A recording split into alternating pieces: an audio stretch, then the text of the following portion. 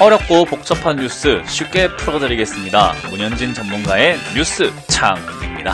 자, 오늘도 굉장히 많은 뉴스들이 쏟아져 나오고 있는데 연휴가 끝나고 난 다음에 시장의 방향성에 대한 뉴스는 나오고 있지는 않지만요. 그래도 방향성을 조금 추측할 수 있는 뉴스들은 좀 많이 나오고 있는 것 같습니다. 그런데 여러분들이 뉴스를 아무리 봐도 그런 뉴스가 뭔지 모르겠고 또는 어떤 뉴스를 봐야 할지 잘 모르시잖아요. 그러면 저를 믿고 한번 이 뉴스창 구독도 하시고 좋아요 누르시면서 알람 설정까지 해놓으셔가지고 영상 올라올 때마다 뉴스 정리 같이 하면서 시장 한번 따라가 보도록 하겠습니다. 자, 바로 출발해 보도록 할게요. 일단 지금 트럼프 대통령의 말 한마디가 항상 시장을 흔들어 놓고 있는 것 같습니다. 저는 트럼프 대통령께서 뭔가 이야기를 할 때마다 솔직히 조금 불안해요. 왜냐하면 트럼프 대통령이 어떤 말을 했을 때 반대로 움직이는 경우들이 좀 많았거든요. 그래서 유가가 훌륭하게 오르고 있다라고 하면서 수요가 다시 시작이 된다라는 그런 이야기를 하면서 이제 좀 기대감을 불러일으키는 것 같은데 실제로 수요가 많이 증가하고 있는가라고 봤을 때는요. 아직은 조금 힘들어요. 그래서 수요가 많이 오른다고 하더라도 낙폭에 비해서 갑자기 한 번에 수요가 확 V자 반등으로 나오지는 않을 것 같고요. 많은 이제 전문가들이 추측을 하고 있는 건 L자형 반등이라고 생각을 하고 있죠. 그래서 이제 수요뿐만 아니라 경기가 갑자기 회복되지는 않고 천천히 점진적으로 수요가 회복되지 않을까 싶습니다. 그래서 유가가 갑자기 급반등하게 된 내용은요. 제 생각엔 역시 기술적 반등이지 않나, 심리적으로 기름이 너무 싸다 싶으니까 그래도 일단 사재기해야 되겠다라는 그런 어떤 매수의 수요였지 않나 싶습니다. 그래서 실제 기름의 수요량이 늘어난 것 같지는 않고요. 일단은 조금 단기적인 모습이 많이 보여지기 때문에 유가 너무 우리가 또 믿어서는 안 될 것 같다 생각이 듭니다. 자, 그런 과정 속에서 많은 분들의 관심사죠. 이제 미국 코로나19 백신 임상 시험에 대한 뉴스이기도 한데요. 화이자라고 해서 제약사 중에서는 뭐 제일 크다라고 한번 해볼 만한 기업이지 않나 싶습니다. 시가총액이 삼성전자보다 무려 몇 배나 큰 기업이기도 하죠. 그래서 화이자 같은 경우는 굉장히 뭐 큰 기업이다 보니까 우리가 조금 믿고 봐도 되는 기업이지 않나 싶은데 이제 거기서 코로나19 치료제 이야기 나오고 있습니다. 여기서 우리가 생각을 한번 해봐야 될 것은요. 우리가 바이러스와 균의 차이다라고 보시면 좋을 것 같은데 바이러스 같은 경우는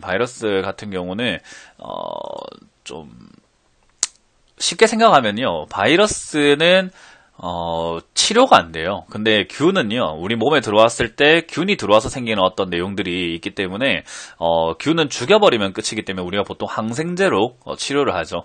근데 바이러스는 치료가 안 된다라는 점을 생각을 한번 해본다면, 사실 우리 몸에 들어와서 바이러스는 면역 체계가 증진되어서 바이러스와 싸워서 이길 수 있는 몸을 만들어야 되거든요. 그래서 사실 치료제보다 더 중요한 것은 백신이에요. 그래서 최근에 이제 뭐 렘데시비르죠. 렘데시비르가 치료제로서 부각을 받고 있다라고 하는데 저는 솔직히 좀 시큰둥했거든요. 시장에서는 급등하고 올라갔지만 저는 좀 시큰둥했는데 백신은 조금 기대가 된다 생각이 듭니다. 그래서 이런 백신들이 많이 나오게 된다면 이제 코로나 같은 경우도 정복이 가능하다라고 생각이 드는데 좀 잘 나오길 바라면서 백신 관련주들에 우리가 좀 관심을 가져야 되지 않을까, 제가 지난번에도 말씀드렸는데 그 점 체크 한번 해보시면 좋을 것 같고요. 이제 그렇게 미국에서 유가가 오른다, 뭐 백신 만든다, 코로나는 잡혀가고 그리고 양적 완화로 굉장히 많은 돈들이 풀려 나오고 있는데 우리나라는 정작 이 돈을 풀고 있는 모습이요. 언론에서는 돈을 푼다라고 이야기를 하고 있지만 실질적으로 풀리는가 봤더니 역시 중소기업들 정부 지원 조건이 너무 까다롭고 대상이 너무 적다라는 이야기를 하고요. 실제로 소상공인들 대출 받아 보려고 하면은 쉽지가 않죠. 그리고 중소기업들을 대출을 못 받아가지고 오히려 부도 신청을 하거나 파산 신청하는 기업들도 늘어나고 있습니다. 그래서 이런 기업들이 이렇게 많아지게 된다면 역시 실물 경제가 무너질 수밖에 없는데 기업이 망한다, 뭐 별거 아니지 않을까 싶기도 하겠지만요. 일자리가 그만큼 싹 사라지기 때문에 많은 사람들이 이렇게 실업자가 된다라고 보셔도 좋을 것 같아요. 그렇게 실업자가 되고 나면은 소비를 안 할 것이고 그러면 매출이 또 줄어들고 그만큼 회사가 또 힘들어지고 그만큼 또 회사는 인력이 필요 없게 되고 그러다 보면은 결국 또 회사가 하나 또 문 닫고 그만큼 또 사람들이 실업자가 되고 소비가 안 되고 이런 게 악순환으로 돌 수 있다라는 거죠. 그래서 우리가 지금 표면적으로 시장이 올라간다라고 해서 좋아할 것은 아니고요. 실제로 시장이 표면적으로는 괜찮아 보이는데 속이 썩었다. 과일이 그렇잖아요. 껍질은 괜찮은데 속이 썩었다 했을 때 맛있겠지 하고 한 입 확 베물어 먹었는데 맛이 정말 이상할 경우가 있습니다. 그래서 이제 그런 경우처럼 지금 시장이 너무 과대 포장된 건 아닌지 우리가 체크해봐야 되는 부분이지 않나 싶고요. 그래서 역시 나오고 있는 이야기가 5월에 팔라라는 증시 격언, 올해도 적중할까라는 이야기인데요.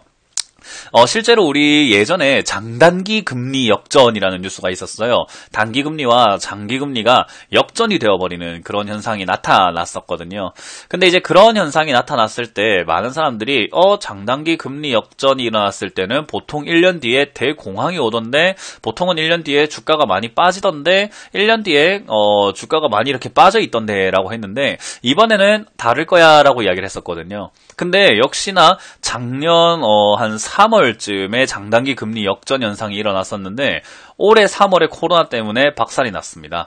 그러니까 격언과 경험이라는 게요, 무시하지 못할 정도지 않나. 물론 코로나 바이러스가 갑자기 발생되었다라고 할 수는 있겠지만, 어쨌든 결과적으로는 장단기 금리 역전 현상이 일어나고 1년 뒤에 결국 하락을 했잖아요.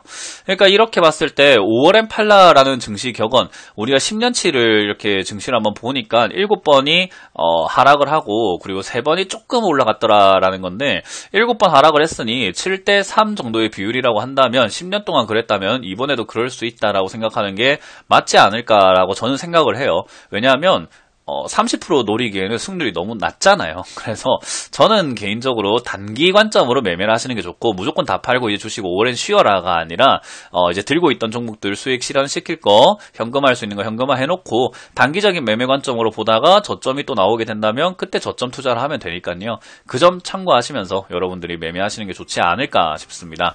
그래서 일단 5월에 팔라라는 증시 격언까지 이렇게 나오고 있는데 시장이 그 어느 것 하나 괜찮다, 탄탄하다, 안전하다라고 말할 수 있는 내용은 별로 없는 것 같습니다. 그래서 그럼에도 불구하고 많은 개인 투자자분들께서 시장은 그래도 오를 거야, 주식시장은 그래도 화랑일 거야, 지금 남들 투자하면서 돈 번다고 하는데 나는 여기서 뭘 하고 있냐, 지금 내가 투자를 안 하고 있으면 바보가 아닐까? 나만 시장에서 소외되는 건 아닐까? 라고 생각하시는데 전혀 그렇지 않기 때문에 그 점 참고하셔서 조금 더 현명한 투자를 하시는 것이 어떨까? 저와 함께 뉴스를 잘 분석하고 그리고 역발상 투자를 보시면서 어떤 종목들에 투자를 해야 될지 한 단계 한 단계 잡아가면서 투자하시는 거 어떨까라는 조언을 드려보겠습니다. 자, 이렇게 오늘 뉴스를 시원하게 그리고 아주 쉽게 간단하게 살펴봤는데요. 다음 주에도 많이 기대해 주시고 많은 뉴스들이 나왔을 때 제가 또 쉽게 설명해 드려보도록 하겠습니다. 지금까지 역발상 투자의 문현진 멘토였습니다. 고맙습니다.